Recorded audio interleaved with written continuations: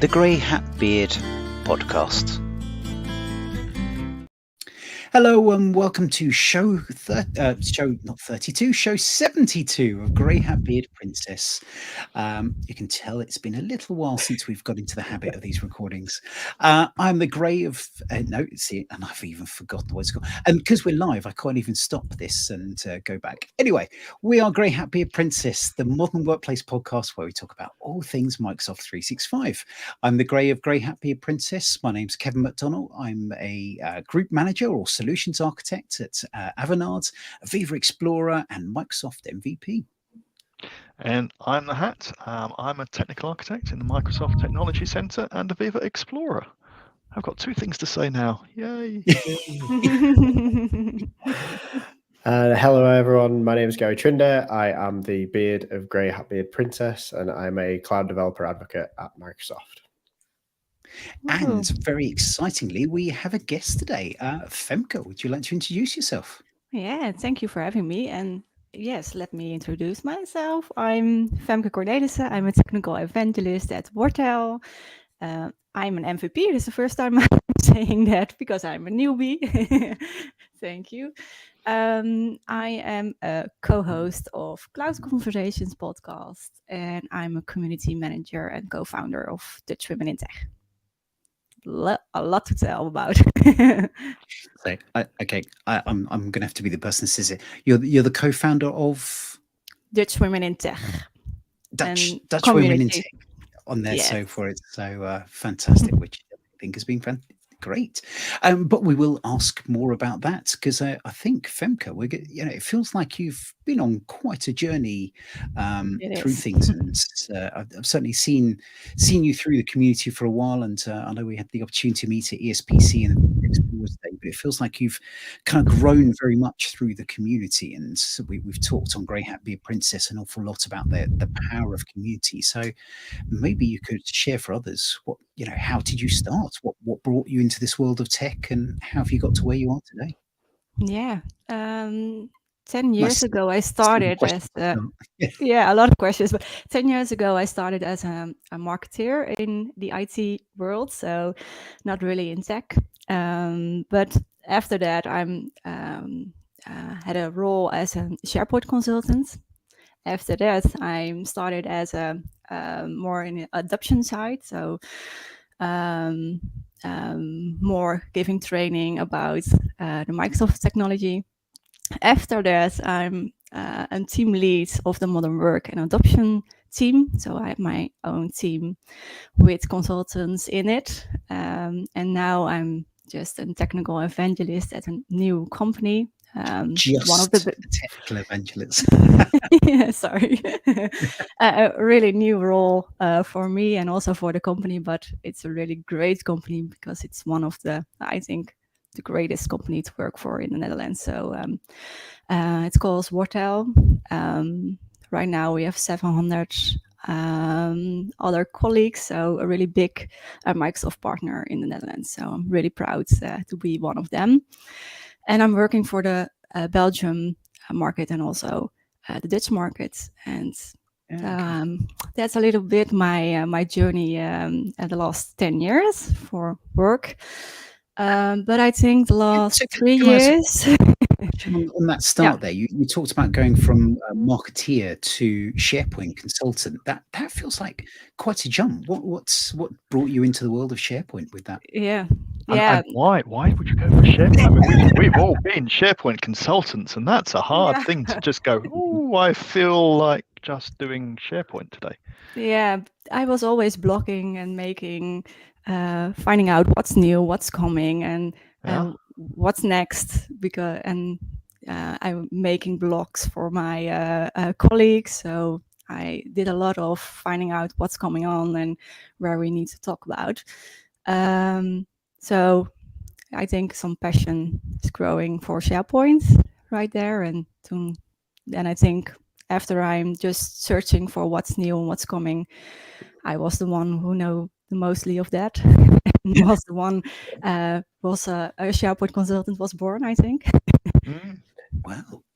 I think it's the SharePoint finds you not the other way. Yes. Yeah. You don't find Yeah. it finds you, Yeah, and it then finds you're It like, you. invites me. yeah, Yeah. it's similar. It's kind of like, I remember very early days of seeing WSS on a job description, having no idea what it was. It wasn't even part of the role. In a few Yeah. years, that was the thing that got me hooked. And then after that, it was, I just wanted nothing but SharePoint stuff, and then just kind of went from there. So yeah, it's interesting how you kind of fall into SharePoint, and then by falling into just that one product, after all these years of it developing and getting bigger, is I completely completely see where you how you've kind of it seems crazy, right? Marketing into SharePoint consultancy, but it's easily done. I don't know if I just started like a SharePoint consultant. I don't know if I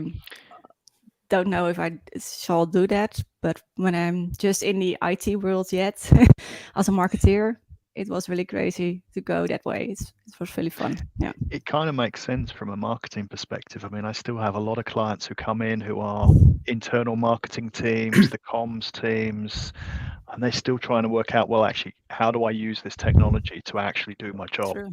And so there's still a lot of people out there who are potentially going to follow that same trajectory from, you know, starting with marketing and communications and then become more interested in the technology. Because as you say, if you get into the new stuff and the cool stuff, then all of a sudden you're seen very differently, and not seen as somebody who's functional in terms of, I'm doing a marketing job, but actually, well, you can do things I can't do.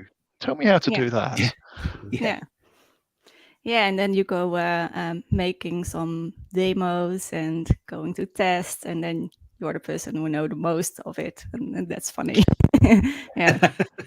And so on that journey, you must have had a really interesting learning path when you kind of try and stay on top of the changes. Because 10 years ago, SharePoint 2013, lots of changes, and it's been quite a journey in the last 10 years.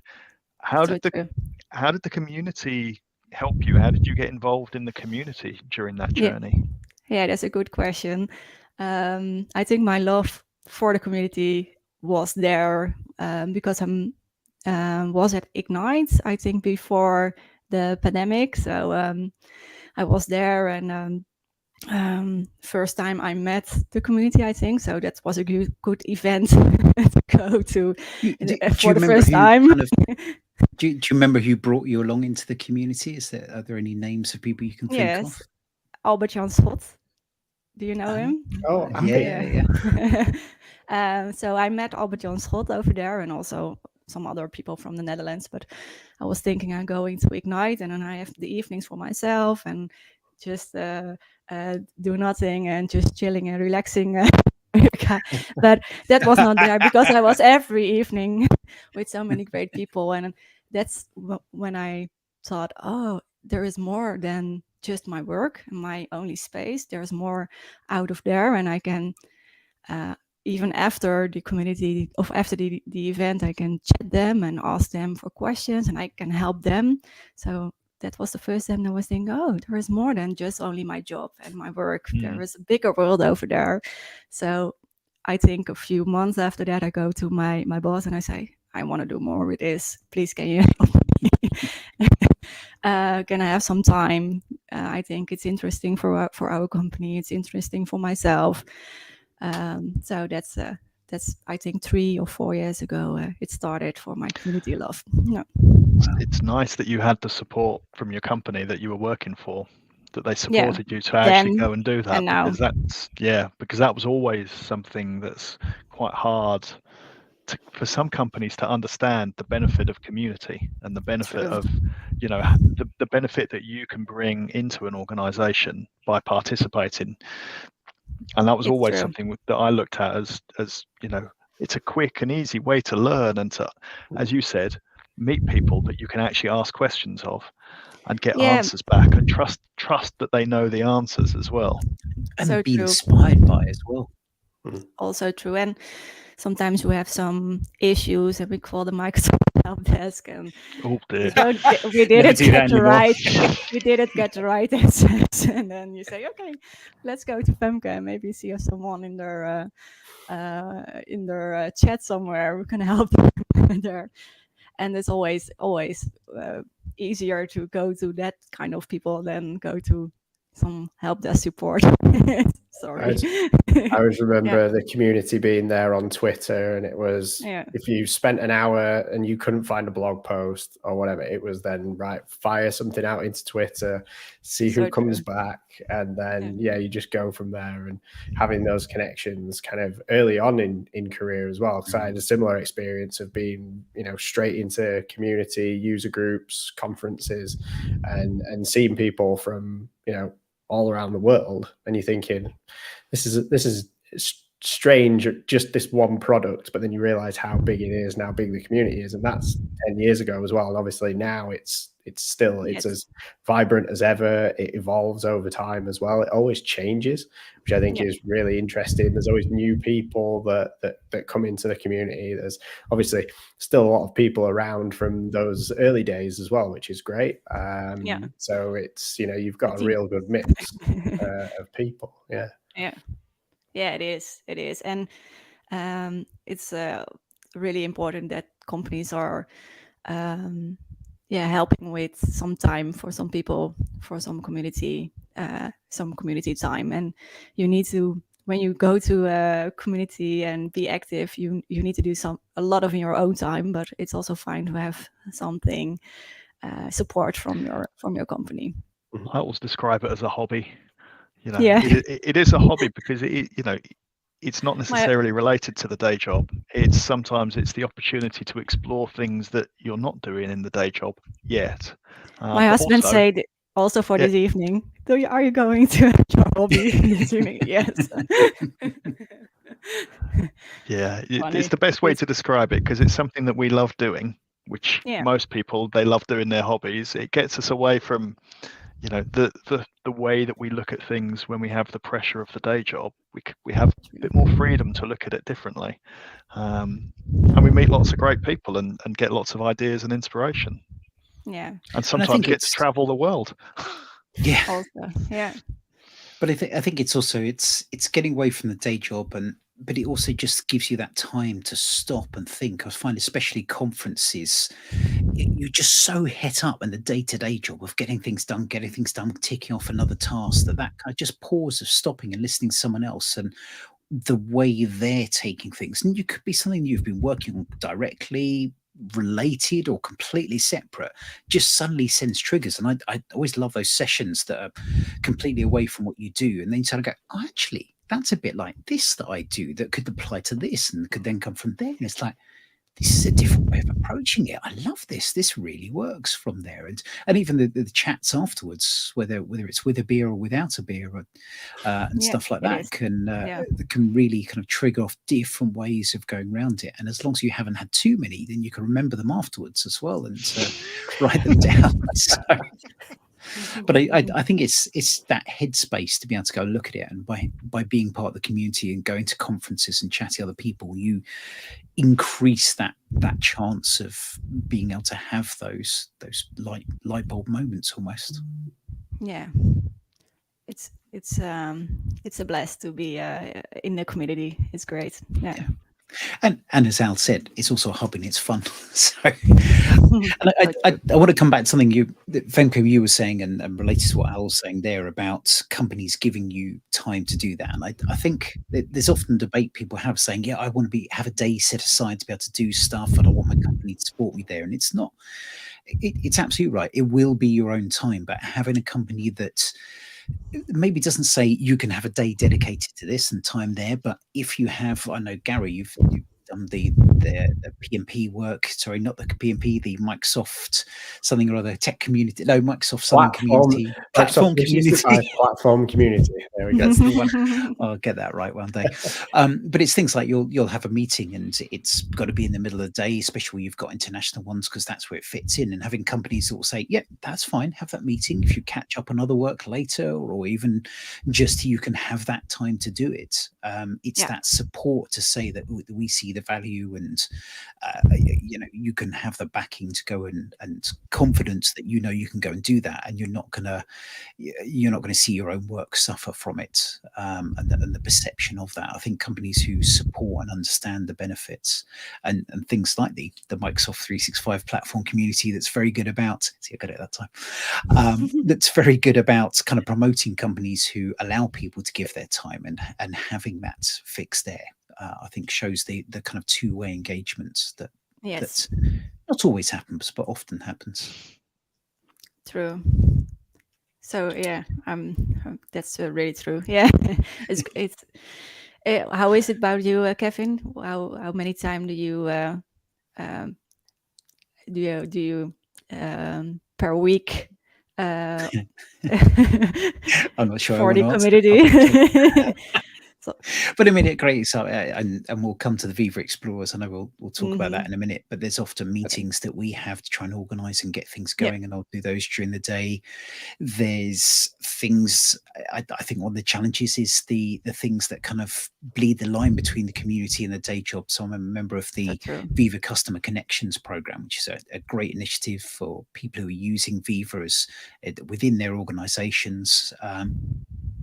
Who want to be engaged in that, and there's kind of great sessions there where you hear about what's coming next, as well as MVP led sessions about how you can make the most of what is there.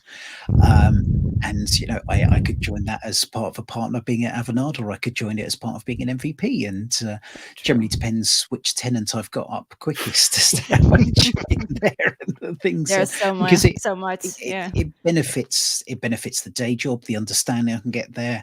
In fact, we've got another client that we're looking to bring onto the program soon, because there's something there which is exactly what they asked for that I can't talk about yet, sadly. But it's those links between things that make it happen. And I think for me, the power of community starting the new job was within a couple of days. I knew people across so many areas of Avanade, because it's a lot of MVPs there, but there's also a lot of people who are part of the community that I could kind of reach out to, chat to. We've met up in London. I spoke to others internationally as well. And it's just given me that kind of jump ahead. I'm sure Gary and Al, you've found this as part of moving to Microsoft, is knowing people there through that just helps everywhere. And I think still knowing it's the people, power, and communicating outside, and it's all about that network of like-minded people who have the passion about the technology and the way we use it. There's still people that ask questions of, and none of us know everything. So I know, Kevin, you're always a little taken aback if I respond in the MVP community, the internal team, and it's always a bit fun. You're not an MVP anymore. What are you doing in here? but it's it's all about network, and that's what the community is. It's about networking and understanding that you can ask questions and get answers from people that you don't know. And supporting each other. That's also something I really feel. It's a really great feeling.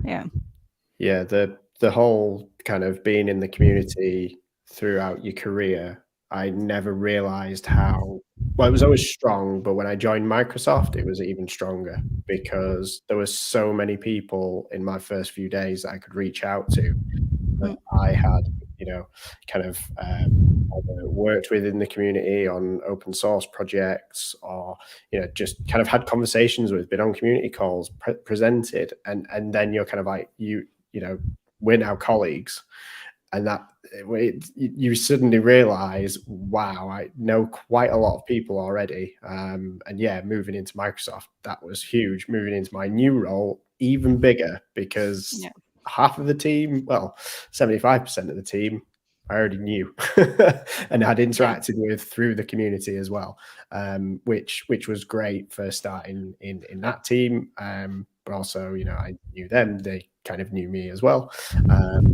And that would never have happened without me, 10 years ago deciding, you know what, SharePoint Saturdays, these look quite good. I'm going to go to these. I'm going to go to user groups. I'm going to go to a few, and then the people that you meet and interact with through the community, they definitely help you and support you. Becoming an MVP is part of that process. You are supported. You are nominated. It's not like you just go and put yourself forward, right? It's through other people process, vouching for you, and a very then you strange process. I think it's it's a strange process. Maybe we'll come to the MVP process. We'll see how much you want to share on that, Femke. But you sent me so many chats. I hope this is your month. I hope this is your month.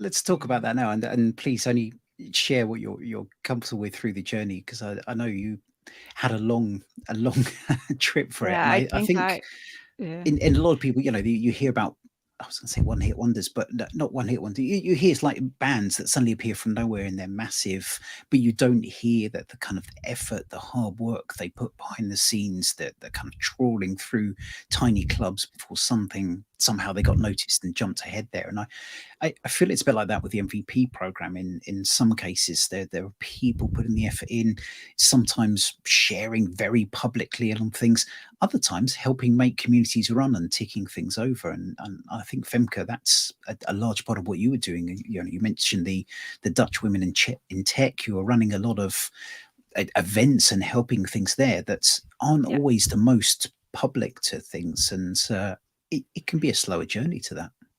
Yeah, it is. For my first nomination was, I think, also 3 years ago. Yeah, I think 3 years ago. It really was a long journey. Yeah. And 8 times I was nominated, I think. So, and I think almost 25 or 30 people asking if they can nominate me. So it was really a long journey. Yeah, it was. And I got some feedback from a lot of people, and always different feedback. Always like, okay, what do I need to do with this, or what do I need to do with that? But I think the most important is just finding out who you are, what you like, and where you can be at your best at the community, I think. So you can do everything, or you can find people to do things together, and finding out where is your sparking in your eyes, and where is the thing that you love the most. And when you find that, I think that journey, it will happen, and it will come. Yeah. And that's the thing, isn't it? If you're doing something you enjoy, then the MVP part hopefully is the bonus that comes along. But you're doing something that you enjoy anyway, so that hopefully is enough to keep you going. But 3 years, that's a long time to do to more get through and doing less. That kind of a lot of contributions to put into the system as well. It really is. It's not a great it's not a great process. As someone who's been updating theirs this weekend, please don't bring back that pain. Yeah. It's one thing I don't miss. So many people having that, and always the first of the month. I was say I had about, I think, 7-8 months, which felt long enough, and hitting that first of the month and just kind of waiting, hearing. And for those who don't know, haven't been through the process, you don't get told you haven't got it at that point. No. You just don't hear anything. So you're sitting there in F5 and suddenly seeing that MVP buzz following on Twitter, and someone's got it and someone else has got it. Congratulations. And then it's a few days later after everyone else's as well, just to kind of throw you off even more. Mine happened on the 1st of, it was January. So I was in the January intake, and it was about 6 months, and I just forgot about it. I was like, it's not happening. I'll just carry on. It's and then fine, it arrived. I was like, wow. And I got excited about MVP Summit, and then it never happened. So for those who don't know what the MVP Summit, and as we have 2 MVPs on this call, but sadly only one that's actually going to be going, Femke, what do you understand that the MVP Summit is? No, it's new for me, so I think you can tell me what I'm gonna hear there. But I don't know. I've never been either. So I've heard there's a lot of bacon. That's just any Microsoft conference. If you've been to Ignite, there's probably more bacon at Ignite than any other place in the world. Yeah, but I think 1,000 people are going in person. So is that what they said? Yeah. Wow. Yeah, and it's a 3-day event this time. So let's see what is going to happen. I don't know. It's always frustrating for the rest of the world who's not MVPs though, because you're all going to go. You're not going to be able to talk about anything at all that you learn about. Yeah. For probably at least a couple of months, and you're going to be going, "Oh yeah, it's really good. It's really good." You can't share any of that information. Yeah. Everybody sits around watching Twitter, going, "Yeah, we'll just turn off the MVPs now. Just leave them to their own little world." Yeah. Quiet for 3 days. But I think one things that I can talk about that I've only done virtual summits. What I love about them is it's not just being told stuff. There's also a lot of kind of table talk sessions. So it's getting feedback, and they're fascinating. The chance to have that kind of direct connection with a lot of the product groups, but also hearing what other people's feedback, and you kind of sit there and go, I never thought, I like that idea. Yeah, we should have that. And just that kind of breadth of different perspectives that people bring to it is fascinating. And I think, just to be clear for those people who aren't necessarily familiar with, how MVPs are seen by Microsoft, they do provide a lot of input into the product groups and have direct access to the product groups to give them feedback direct from what they are hearing and give them ideas and talk about things and sound out new ideas. So that conversation, if you know MVPs, pump them full of all your feedback so that they can take it over to the MVP summit and transfer it over to the product group. I would say some product groups more than others, but yes, generally a good idea. Potentially that might be the case, yes. I know you can't say that, so I thought I'd jump in there with that one. Yeah. And if anyone has the feedback of, but when is the API coming? Don't worry, it's already been asked. If not by Yannick, then I'll be there as well. Quickly followed by app permissions. There we go. There's the two golden rules, right? If you're ever going to release anything, those will be the two things that anyone with a developer mindset will ask. So before we upset too many people who aren't MVPs and want to be, and we're just kind of triggering lots of moans for people, I want to come back to your journey a little bit, Femke, and where you are now. So you've recently joined Wortel as a technical evangelist. What is a technical evangelist, and what do you actually do? Yeah. Is it just playing with toys and smiling about it, or a little bit playing with toys? No, just playing with toys and finding out what's all new and what's it's coming, and making plans for the company and telling this is how we're gonna do it. What are you thinking about it? And just drop the plans and let's see how Wortel is what we are going to do with the products in it. So finding out what's new, making plans, and also community activity. So have a role for the community. So organizing. So you're being events. paid to just work in the community, much the same as Gary then. Getting paid to do your perfect job. Yeah, it's a perfect job. My hobby is now my job. The blurred lines. Yeah. Oh, yeah, it is. So do you face off to clients at all, or are you purely facing off to internal folks? Also clients, but more pre-sales. Yeah, because I really want to know what is with the clients and what their need is, but mostly in the office of the CTO. So with the technical guys together, making plans for where we're gonna go to, and finding out in the company that everyone have the same talk, same idea. Yeah. That's my role. It's an interesting role when you get to speak to clients to understand what they need, look at all of the technology that's being released and go, right, how does it all mix together? How do these things meet in the middle to give success for both Wortel and for the clients that you're delivering to? And then not having to worry whether it works eventually or not. That's someone else's problem. I mean, that's the perfect bit to it, really. So true. Here you go. No, it's no, it's nice. It's a really nice job. Yeah. So and also, how do you get? Sorry. Also, going to a lot of conferences to speak. So there are a lot of at my agenda. So it's nice to have time to make some presentations and finding out what's coming and make some good presentations about it and speaking at conferences. So there's a lot of conference coming in the few weeks. So and I guess hopping around. We will come to that, I promise. Yeah, having just started that role and now being an MVP, you now need to work out how you distill all of that information that you get as an MVP and use all of that in your day job. It's perfect. But also what you can talk about, what you can't talk about, what has been released, what is due to be released and is on the roadmap, or that sounds really hard. Off the roadmap. It's hard to know what is new and what is coming and what is there actually. That sounds. It does take some getting used to. Yeah.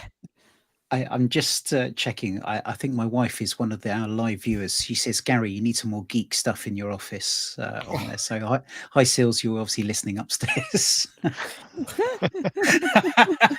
He's going to bring it closer. That's geeky. Oh, that's why. Oh, now mine's moved just out of hand, unfortunately. But hello, darling. I'll be out later. Coming back to Femke, you were talking about kind of conferences and upcoming stuff. What's caught your attention? What's the interesting things that you can talk about that's kind of been a key area of focus, you think, for the next 6 months? Yeah, where I'm working at the company right now or at the conferences. Either, to be honest. Yeah, anything that's interesting. As you said, your work and hobbies are very blurred lines. Okay, now where I'm working at the company right now is make a strategy for FIFA. Something. What are we going to do with FIFA in our company for a long time? So internal use of it, yes. Or for clients? No, just also as a Microsoft partner, what position we're taking as a company, that kind of stuff. But I'm also talking at conferences about FIFA. So also FIFA Explorer since the last weeks. Yeah, that's that kind of things. I'm focusing on Microsoft FIFA and Microsoft Teams, but mostly on FIFA right now. Working on a website, FIFA Femke. I don't know if I need to share that already, but working on it. Oh, nice.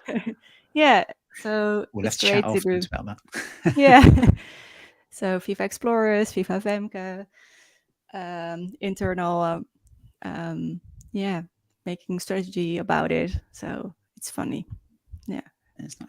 So Wortel's not using a lot of Viva. They're trying to plan on how they're going to adopt a lot of that itself. And I think it's been fascinating speaking and even from Microsoft that they have publicly shared about people who are trying to take it on and seeing the benefit themselves. And obviously it's easy to use Teams and easy to use SharePoint. It makes natural sense, but the number that are really going down the Viva route. And I know with Viva Goals that there was the post recently about a lot of Microsoft using that and powering their OKRs as well. And I think it's good to see people drinking their own champagne, to be honest. It kind of isn't just the talk, people are actually doing stuff with it. Yeah, I think Wortel is really believe in employee experience and believe in Viva, but you need to think about what is your strategy about how you working as a Microsoft partner and what are you planning to do. Is it just a license or Are you going to be more a consultant from employee experience, that kind of stuff? So it's a really, it's funny to think about it. Yeah. Turn it on, people use it. So yeah, put it on and let's go. But that's not empowering people. yeah. And it doesn't change things. It doesn't transform.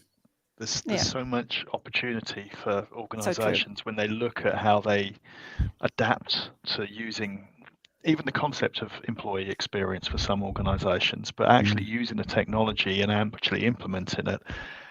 It's not a technology challenge for most organizations. So it does make for an interesting dilemma for technical organizations, technology providers, to go, well, how do we actually help people to use this? This is a bigger conversation than just switch it on and everybody will use it. Yes. So yeah, from a strategic perspective, I can see that's an interesting conversation to be having, and then finding the clients who actually want to buy into the concept of employee experience, and whether it's partial or fully. That's the next challenge is, how much do they actually buy in, and how much change can their employees actually take? It's so true. Yeah, there's the adoption side also. Yeah, exactly. Such a key part. So no, interesting. Let's face it, every conversation has adoption in it. It's true. Yeah. No, every conversation should have adoption in it. Yeah. Should. Okay. Sadly, it doesn't, and you have those pre-sales conversations like, we'll take that off the budget and cut the guy. Always, so many times. Cut the testing, cut the training. Done. Yeah. It's part of that transformation part, right? Isn't it? It's like you're saying, Alec, just provide the tools, but it doesn't mean that you're going to actually go through the necessary changes to adapt. Those tools are there to facilitate a particular way of working, and your organization at this moment in time might not be suited for that tool, but that's something that you want to get towards. And it's, identifying the changes at the organization level. Goals is a perfect example, right? You can't just put goals in and go, we're now all outcome based. It doesn't work that way. The business rules that are in place need to change, and teams need to change, and the way of thinking needs to change. The culture needs to change to adopt that new approach. The tool just facilitates that and helps you get there. But it's that adoption, transformation, change at the heart of it that is as crucial as the technology itself. And you'd argue it's way more than the technology. So true. Yeah. We've talked about this before when we talk about DevOps, right? It's a similar thing in my mind. Is that the technology enables, in some cases, those practices and culture changes, but not all of it. It comes down to the people. And the processes that they're all kind of working towards in the organization. So yeah, I'm sure it's very interesting being on the consultant side on that, because it's blurring the lines a bit, right? You're talking about technology, but you're talking about people. And people's behaviors as well. So I'm sure there's part-time psychology in there as well, which is quite interesting, which I always like. So it must be very interesting. It's been fascinating being working with a colleague who's very much focused on the HR side of consulting and kind of linked with some of the conversations, including goals on there. And it's lovely having that different perspective. Exactly what you're kind of saying there, Gary. It's the adoption change psychology of things is key. And Femke, you must have had this through your adoption work as well. So true. Yeah. And when you look at the FIFA toolings, it's going so fast because there are so many new things, I think every week or every month, or also new applications in it. So people really don't know what it is and where to start. And I think we have a long journey to go to help our customers to find the right tool to use. Yeah. But it's starting with why. I know, Gary, you're a big fan of Simon Sinek and the books there, but I always come back to that. Is start with why. What is the problem you're trying to solve? Then go and speak to consultants who can help you understand that problem and look at what it is that can be done to help solve it. Yeah. Don't start with the tool, because you're just going to end up with a screwdriver to bang in a nail. And there's the which other I have side done before, but that's not the point. Like, you come into why are you doing it, or why shouldn't you do it as well. Like, some organizations are made a particular way and they operate well that way, to then go, oh, we'll just change all that and we'll change to another model because it seems like the thing to do is kind of counterproductive, right? So it's not as simple as everyone moves to, this new methodology. It's does it actually suit your organization? Is it actually going to benefit you in the long run for the work that you do? Again, this is why consultants are there, and why organizations are there to help support companies do this, because it's providing that kind of that feedback of going, okay, you want to move there, why? What happens if you didn't? would you actually be in a better position? But it's a very interesting subject. Yeah, maybe we should have talked about that instead. Now, Al's given me that look of, we were going to wrap up about 22, which meant we were going to talk for another 15 minutes, but it probably is about time to start to think about wrapping up. Yeah, you did have the 17 sort of points where, we would start wrapping up in various guises. So, and I do know that we've got an awful lot of events that we made a list of, because there's, an awful lot going on in the rest of the year, and we're just about to kick into spring, if it ever warms up. He says in his big woolly hats. Absolutely, stay nice and cozy here. The speed, be fine. So, Al, do you want to kick off? Because there's an interesting event coming. Was it Wednesday, isn't it? It's yes, it's Wednesday. So Microsoft's Ability Summit is on Wednesday. It's online, and it is all about how do we make technology support different needs. So whether it's inclusive, diversive. No, but it shouldn't be diversive in terms of cause arguments. That's just on. Yes, but looking at accessibility needs, so all sorts of things. I mean, we do this all the time at Microsoft in terms of all of the technology that is there to enable people to do more with the technology based on whether it's neurodiversity, whether it's physical needs, and there's a ton of stuff. The Ability Summit there's so much stuff to watch there. And I guarantee that from an adoption perspective, there's a ton of stuff that will be useful for people, even if you don't know that they actually have the need. So it's always worth, dipping in and having a look at what's been done in the Ability Summit. But that's on 8th of March, so Wednesday, all online. So register, you can see what you can see when you have time, and then dip back in afterwards. Mm-hmm. Which I think sounds great fun. Femke, you've got a very interesting event coming up, and that's the Community Day 2023. Yes, that's the one in the Netherlands. That's all the meetups that there are in the Netherlands coming together. You can see them when you're scrolling down. And we have one day event with all the meetups together. So it's really funny that we have one day with the meetups and showing them around. So it's going to be a very diverse day in terms of different areas of presumably related to Microsoft technology in some way. Yes, and people can finding out and see the other meetups where they've never been. I think when you go downstairs, you see all the logos. Yes, here. The 8th one, Nice. It's really a fun idea.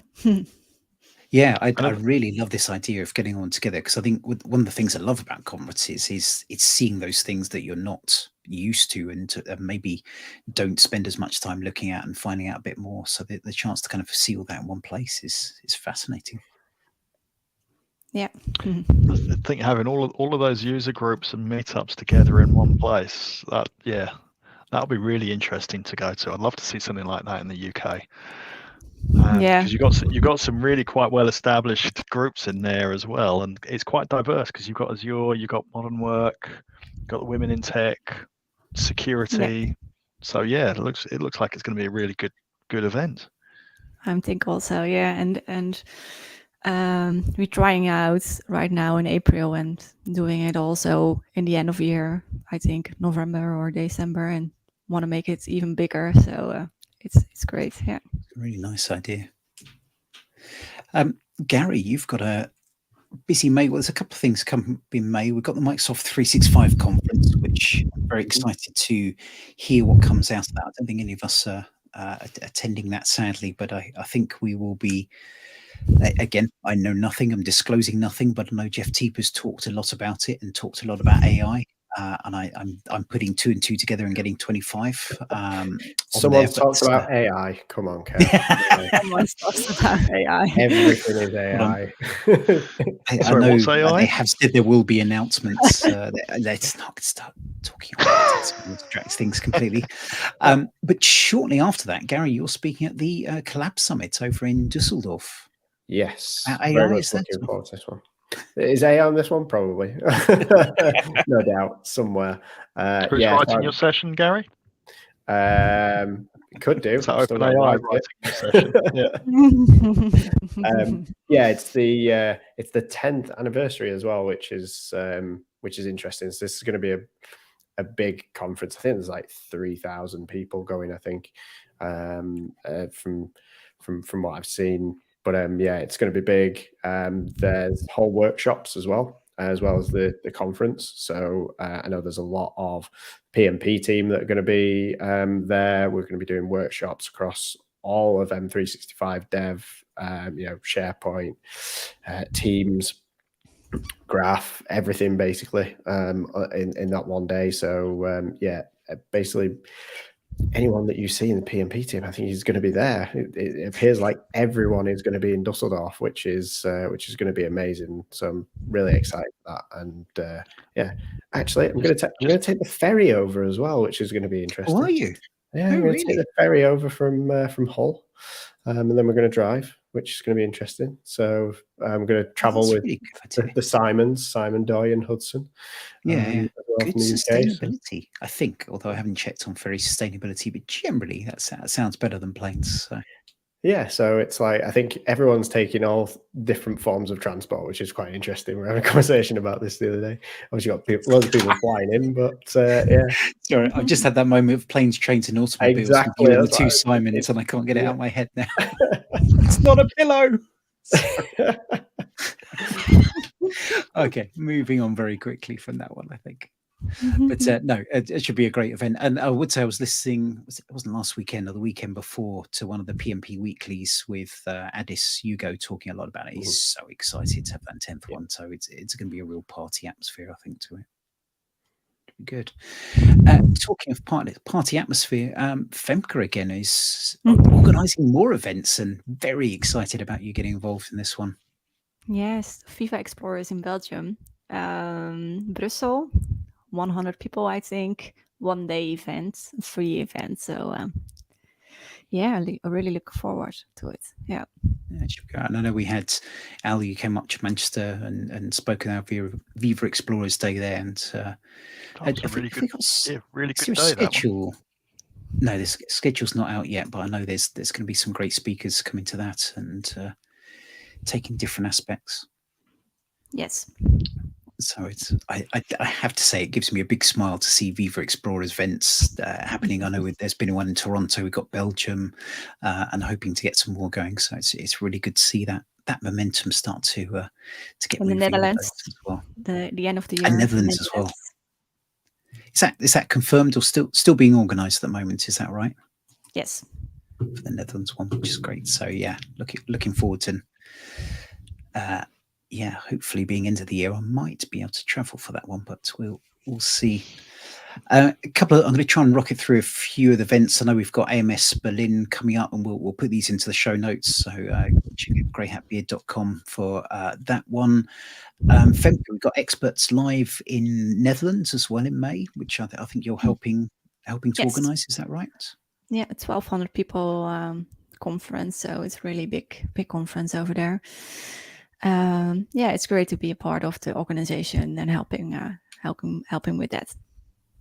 And what's the scope for Experts Live? Is it all Microsoft technology? Yes, all Microsoft technology. Yes. And what I'm doing is finding out to get more diversity in the program. So it's really great doing something right there. Yeah.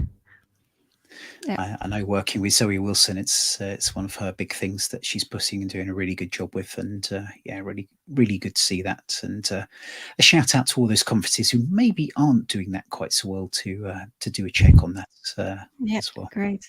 Donna Sakar is our keynote speaker. That's pretty cool.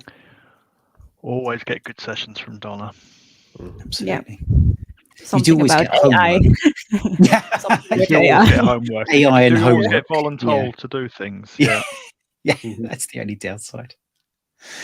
I'm stalling slightly because I was kind of hoping one of the things was going to pop on my email, but we've got the European Power Platform Conference, and I think you're speaking at that in it's Dublin again, isn't it?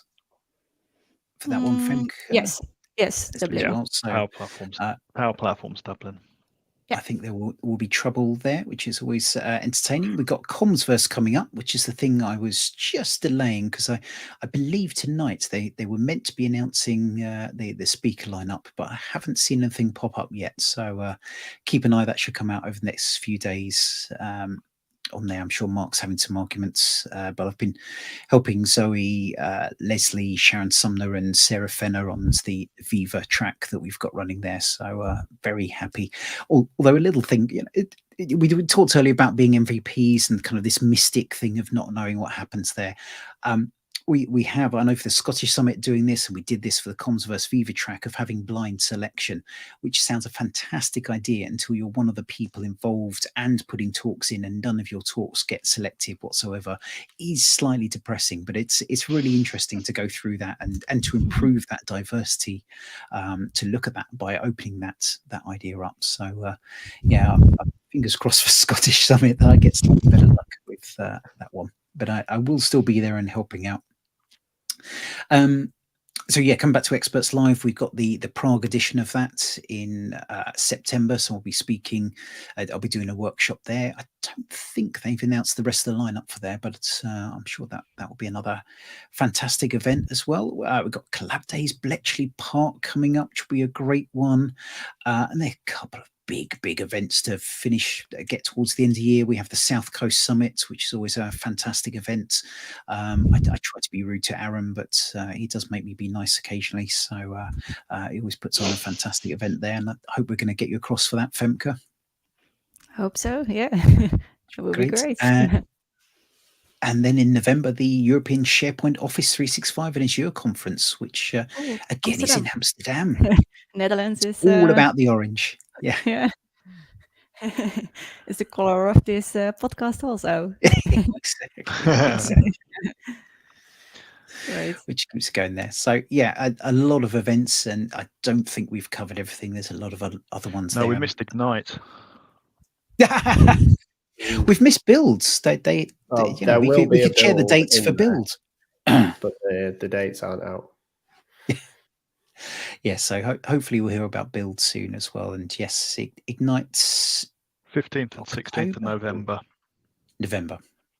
Okay. Yeah, autumn's going to be busy.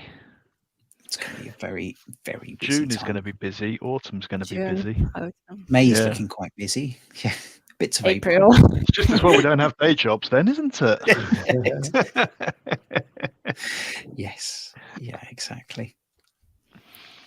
But right, 1 minute to go. I'll promise I'm going to finish. I think it's time to wrap up. I want to say a huge thank you to Femke for sort of sharing your journey and triggering a lot of conversation through that about the power of community, evangelizing, and how important Viva is, which is what I took away from that.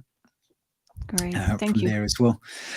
We will be back in a couple of weeks with just rounding up guests and discussions on exactly who we have there. So nothing to share yet, but we will be back sharing and hopefully getting into a little bit more of a routine I say that now, and I'm sure come the end of this, it won't be. But moving on there. But thank you very much for listening. Please do hit that subscribe and give us a follow, however you're listening on there. I can see the others laughing. Yes, you do have to do this marketing stuff. I'm told it's important. But we have a former marketeer on here who will absolutely echo that as well.